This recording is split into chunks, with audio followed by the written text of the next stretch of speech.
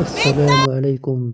بادر البطل المغربي العالمي مصطفى الخصم بتوزيع قمصان المنتخب المغربي مجانا على الجماهير والمشجعين المكسيك، حيث شهد محيط ملعب مونتيري ومتاجر بيع المستلزمات الرياضية في المدينة المكسيكية إقبالا لافتا من الجماهير المحلية على اقتناء قمصان المنتخب المغربي، وذلك قبل المواجهة المرتقبة مساء الاثنين أمام المنتخب الهولندي في الدور 32 من كأس العالم 2026.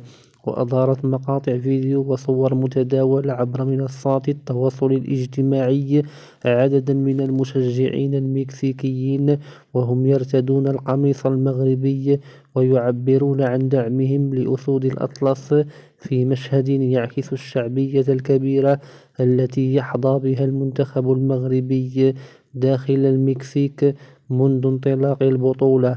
وتتواصل في مدينة مونتيري أجواء احتفالية مميزة قبل المباراة، حيث اختلطت الجماهير المغربية بالمشجعين المكسيكيين في الساحات العامة وسط هتافات وأغاني داعمة للمنتخب الوطني.